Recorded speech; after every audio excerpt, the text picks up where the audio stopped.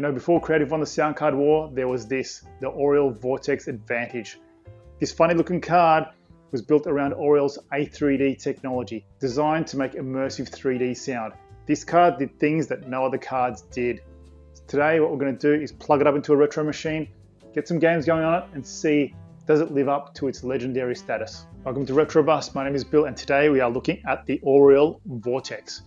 Now, in the late 90s, games were advancing so quickly, but mostly on the graphical side. You know, you had Unreal, Half-Life looking amazing, but audio was still a little bit of an afterthought.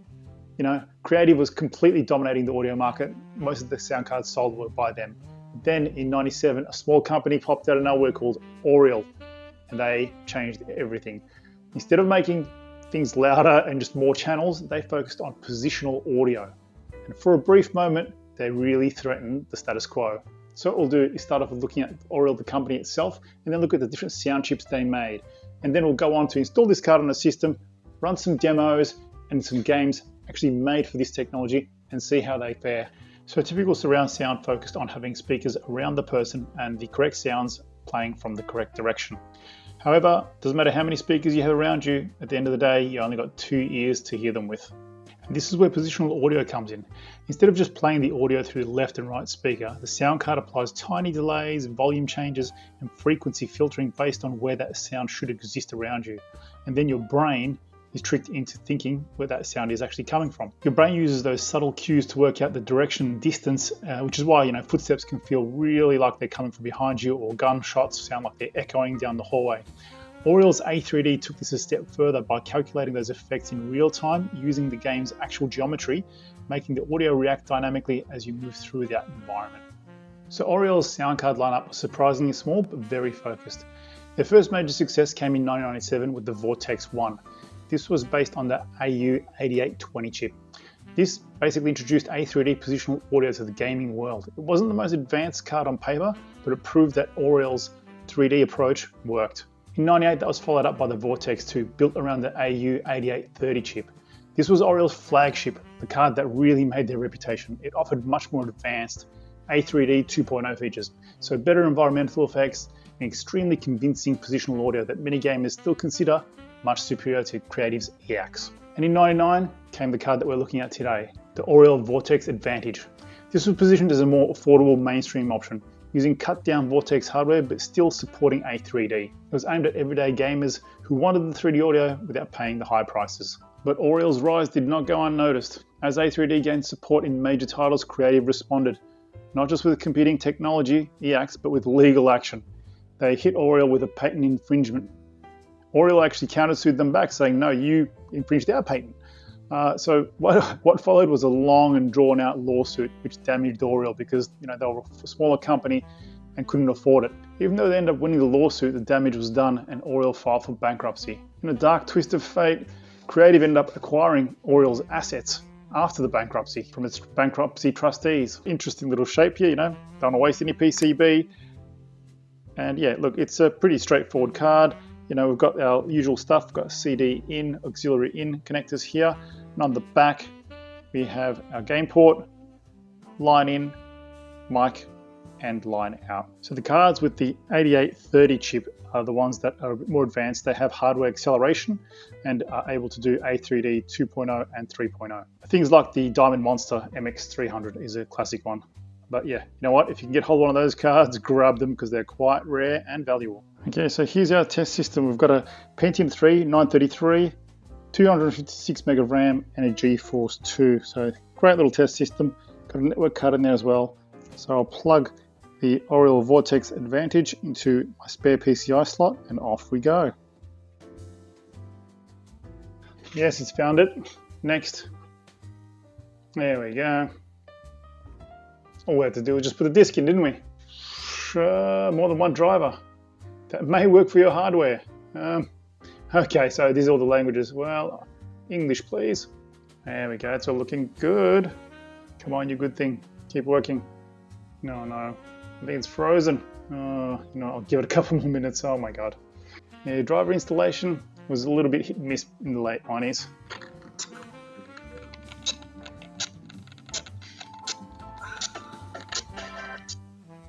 You know, it wouldn't be a retro bus video if we didn't have issues, would it? So, look, I found I think a newer version of the driver. So what I'll try and do is get rid of those drivers that I found an ISO image and loaded those, but it looks like they're no good. Let me try and find a new driver and see if we can get this thing working. Oh my god! No, doesn't look like I'm getting any sound at all. Okay, yeah, it looks like I'm definitely having some issues with this card. What I might do is try and plug it into a different port. I'm not sure if it's getting an IRQ conflict or some issues are happening, but yeah, it's definitely not happy. Worst case, I might have to try a different box. I know that sometimes I've got a VIA chipset in this, and I've heard that that can sometimes have issues as well. And I've had issues with Sound Blaster running on this as well. The joys of hardware. I tell you what, I haven't had a review go right for me for a while now. It's really getting frustrating, but we go on. Okay, somehow we're working again. It sounds good. I did the PCI dance. I went from every slot up and every slot back and to the slot that I originally put it in, and now it's working again.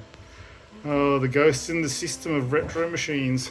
So what we'll do is go into a couple of demos that come with the Aureal Vortex to sort of show off that spatial 3D sound. Oh, nice. For this video, I recommend that you have headphones or at least stereo speakers. Off your phone, I don't think you're going to get the effect. Okay, so that helicopter's flying around us now.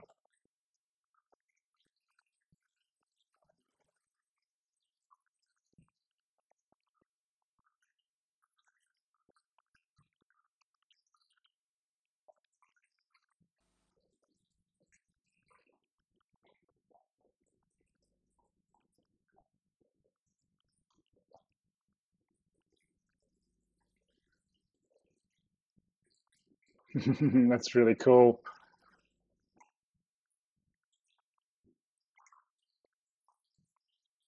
A very cool tool. It really demonstrates the spatial audio so well.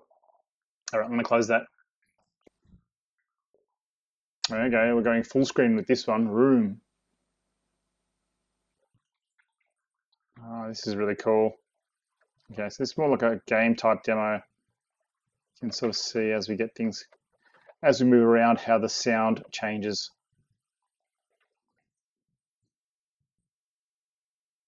Oh, that's a really cool effect. I really like that. Okay, really cool. So as you can see, the walls deaden the sound. Whereas when I come in here, yep, so there's no wall between us. Whereas when I come here, yep, the wall just blocks that noise out. Very cool. I mean, obviously this is just a demonstration, so the graphics are nothing special, but this is, you know, this is amazing. This is late 90s stuff. You know, that water effect is really cool. So the moment I turn around, I can really,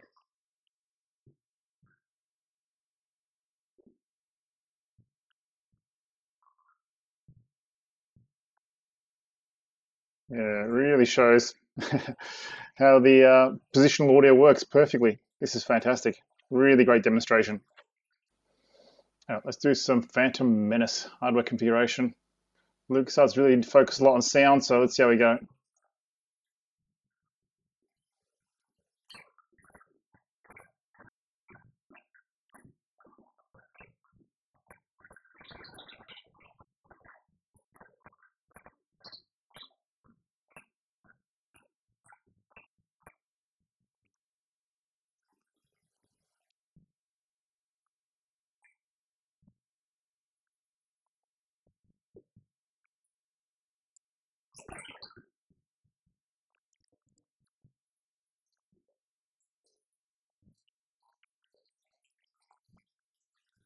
So you can really hear the difference here. The panning, the distance, especially when I turn my back to things, you can really hear the big difference.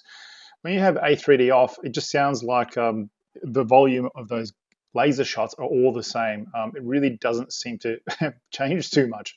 Whereas with A3D, it really changes depending on which way you're facing, depending on your distance, it fades much better. And you know, your left right is really much more discernible as well.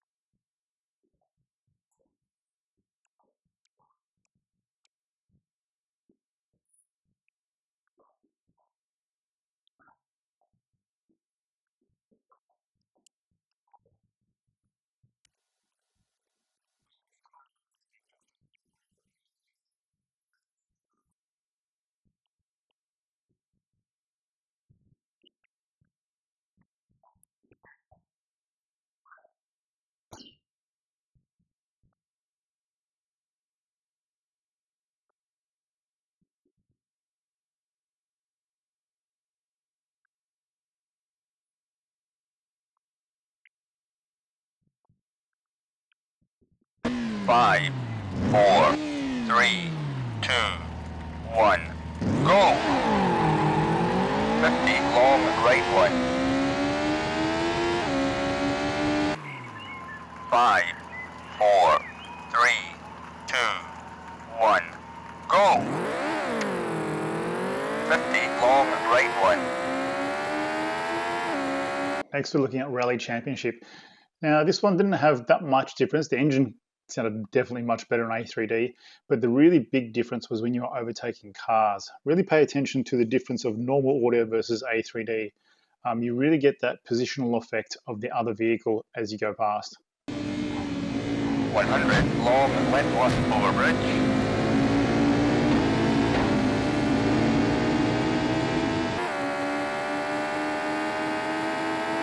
250 right two into long straight. 250 right two into long straight.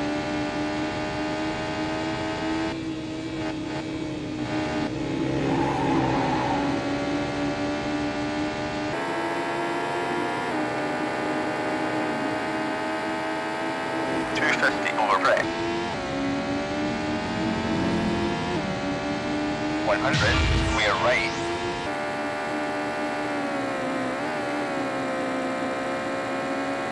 70 square right junction.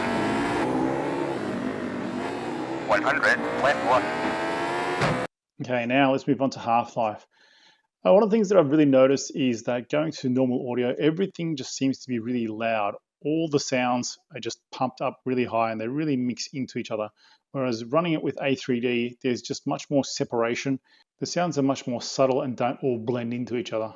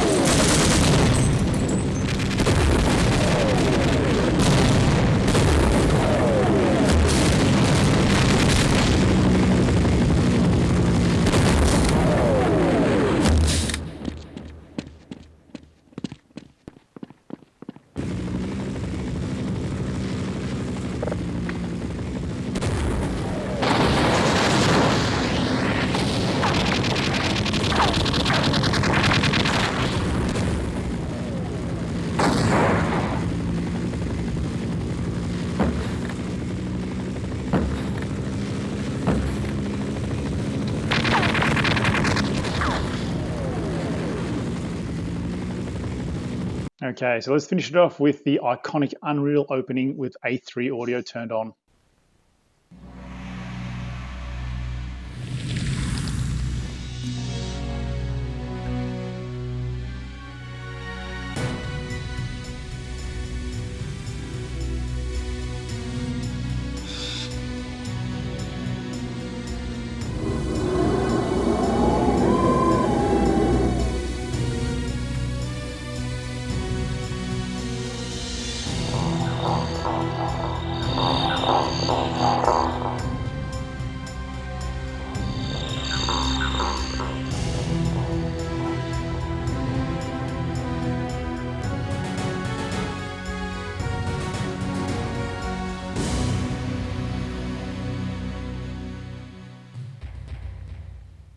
Okay, and there we are. So, after spending some time with this card, I can really understand who it was aimed for. And it really wasn't made to compete with Sound Blaster's top tier cards. It was really more focused on gamers and that immersive sound using A3D to get that, positional audio. So, getting that A3D experience, but without paying those flagship prices. I found an old article on PC Power Play. This is from September 1998, where it talks about these A3D sound cards. Yeah, it's really interesting. You can have a look at the prices. They're actually pretty reasonable. You can see, the professional sound system here on the left was $89. And then we've got the Aztec PCI, which was $99. But at the same time, embedded chips were becoming a bit more common, and they cost you nothing. They were pretty much part of that motherboard. I think this was a tough time for sound cards in general. And in all honesty, running it on a period correct Pentium III with all that software that it did at its time, it runs really well and holds up really well. It really gives you that great immersive experience in those games. You really notice the difference. But at the same time, it really does have its limitations. I really had a hard time with the drivers. There's a couple of versions, but they are quite finicky. And it really is specific to that real time, place, and era. It really is a card that lives and dies by its era. And with Aureal going out of business, there's no more future updates. So it really is focused on that Windows 98 era of software and hardware. But that's what I think makes this card so special. It really is a snapshot in time when PC audio was really changing. Onboard was becoming so much more common. And sound card manufacturers had to start getting creative and trying new things. So it was a really exciting and interesting time for sound cards. Overall, I had a great time with it. I must say, it was amazing to finally hear these games in A3D because I had never heard them before, and just to sort of experience it, even though years later, it was really fun and exciting just to hear that real difference. And it is really immersive, I must say. But going back to our games that we played, so many times, and going back and experiencing them in A3D really does give you a new perspective, a new appreciation for it. So it was a really great and fun experience. So I hope you enjoyed this video. If you'd like to support my channel, I do have a Patreon and Buy Me a Coffee. Link is in the description. Thank you to everybody that does. I really do appreciate it, guys. Thank you so much. And hit me up in the comments. Tell me about what sound cards you used. What was your experience? Did you have A3D back in the day? This is the first time I experienced it, and I must say, I am very impressed. So I hope you had fun. I really did, and I look forward to seeing you in the next one. Thank you.